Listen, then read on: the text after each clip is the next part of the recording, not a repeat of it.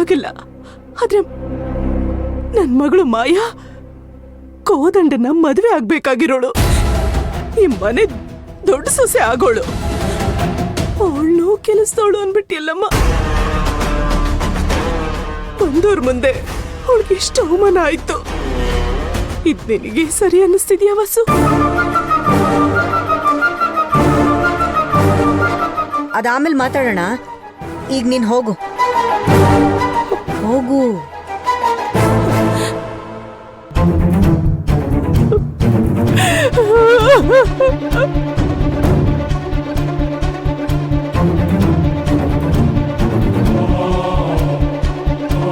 ಇವ್ರ ಮಗಳು ಕೋದಂಡನ ಮದ್ವೆ ಆಗ್ತಿದಾರ? ಅಲ್ಲ ಮೂರ್ತಿ, ನೀವು ನೋಡಿದ್ರೆ ಕೆಲಸದವ್ರು ಅಂತ ಹೇಳ್ತಾ ಇದ್ದೀರಾ? ಇದ್ಯಾಕೋಪ ಒಂದು ಅರ್ಥ ಆಗ್ತಿಲ್ಲ ನಮ್ಗೆ, ಅಲ್ವಾ? ಯಜಮಾನ್ರೆ, ಅದು ಬಂದು ಹೌದು, ಕೋದಂಡ ಮಾಯನ್ನೇ ಮದುವೆ ಆಗ್ತೀನಿ ಅಂತ ಹೇಳಿದಾನೆ. ಆದ್ರೆ ಅದು ನಮ್ಗೆ ಯಾರಿಗೂ ಇಷ್ಟ ಇಲ್ಲ. ನಿಮಗಿಷ್ಟ ಇಲ್ವಾ? ನಿಮ್ಗಿಷ್ಟ ಇಲ್ಲ ಅಂದ್ಮೇಲೆ ಯಾಕೆ ಒಪ್ಕೊಂಡ್ರಿ? ಮೂರ್ತಿ, ವಸುಮತಿ, ನಮಗೊಂದು ಅರ್ಥ ಆಗ್ತಿಲ್ಲ. ಸ್ವಲ್ಪ ಬಿಡ್ಸ್ ಹೇಳಿ. ಈಗ ಅದೆಲ್ಲ ಬೇಡ ಬಿಡಿ, ಅದೆಲ್ಲ ಇನ್ನೊಂದ್ಸಲ ಮಾತಾಡಿದ್ರಾಯ್ತು. ಆದ್ರೆ ಅದಕ್ಕಿಂತ ಮುಖ್ಯವಾಗಿ ಇನ್ನೊಂದು ವಿಷಯ ಮಾತಾಡ್ಬೇಕಿತ್ತು. ಏನದು?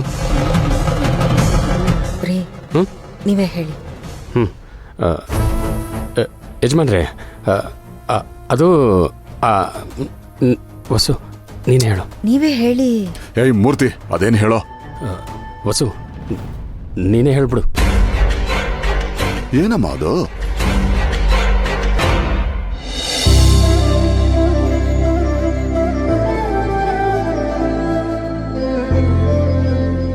ಅಯ್ಯಯ್ಯೋ, ಇದೇನಿದು? ದೀಪ ಆರೋಗ್ಯ ತರ ಇದೆಯಲ್ಲ. ಎಣ್ಣೆನಾದ್ರೂ ಖಾಲಿ ಆಗಿರ್ಬೇಕು.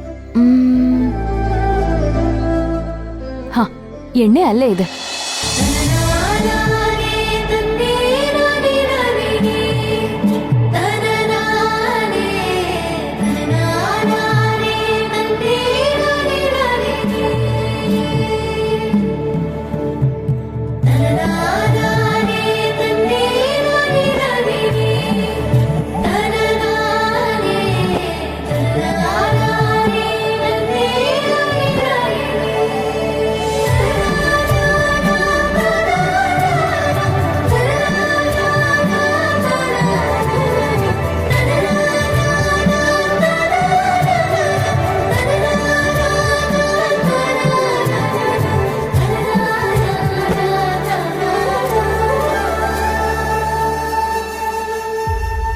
ರೀ, ಎಲ್ಲ ನಾವು ಅನ್ಕೊಂಡ ಹಾಗೆ ಆಗಿದ್ದಿದ್ರೆ ಈ ಹುಡುಗಿ ನಮ್ಮನೆ ಸೊಸೆಯಾಗಿ ನಮ್ಮನೆ ದೀಪ ಬೆಳಗ್ತಾ ಇದ್ಲು. ಈಗ ನಮ್ಮ ಸ್ಥಿತಿ ಏನಾಗಿದೆ ನೋಡಿ. ಆ ಮಾಯಾನ ಮದ್ವೆ ಆಗ್ಬೇಡ ಅಂತ ಕೋದಂಡನ್ಗೆ ಹೇಳೋ ಹಾಗೂ ಇಲ್ಲ, ಹಾಗಂತ ಅವಳನ್ನ ಒಪ್ಕೊಳ್ಳೋ ಹಾಗೂ ಇಲ್ಲ. ಹಾಗಾಗಿದೆ ಎಲ್ಲ. ನಮ್ಮ ಹಣೆ ಬರಹ ವಿಶಾಲು. ಆ ದೇವ್ರ ನಿರ್ಣಯ ಏನಿದೆಯೋ ಅದು ಅವನಿಗೆ ಗೊತ್ತು.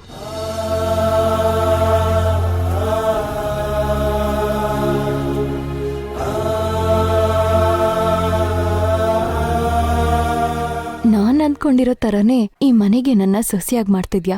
ಥ್ಯಾಂಕ್ ಯು ದೇವ್ರೆ. ಎಲ್ಲಾನು ನಿನ್ ಕೈಲೇ ಇದೆ ಅಂತ ನನಗ್ ಚೆನ್ನಾಗ್ ಗೊತ್ತು. ಆದ್ರೂ ನೀನ್ ನನ್ನ ತುಂಬಾ ಕಾಡಿಸ್ಬಿಟ್ಟ ಅಲ್ವಾ? ಕೃಷ್ಣ ಮೇಲೆ ನಂಗೆ ಪ್ರೀತಿ ಆಗೋ ತರ ಮಾಡ್ದೆ. ಆದ್ರೆ ಅವ್ರ ಮನೆಯವರು ಕೃಷ್ಣನ್ ಅಣ್ಣನ್ಗೆ ನನ್ ಸಂಬಂಧ ಕೇಳೋ ತರ ಮಾಡ್ದೆ ಅಲ್ವಾ? ಆಮೇಲೆ ಮತ್ತೆ ನಾವು ಕೃಷ್ಣನ್ ಸಂಬಂಧ ಕೇಳೋ ತರ ಮಾಡಿ ಈ ಮನೆಯವರು ಒಪ್ಕೋತಾರೋ ಇಲ್ವೋ ಅನ್ನೋ ತರ ಮಾಡ್ದೆ.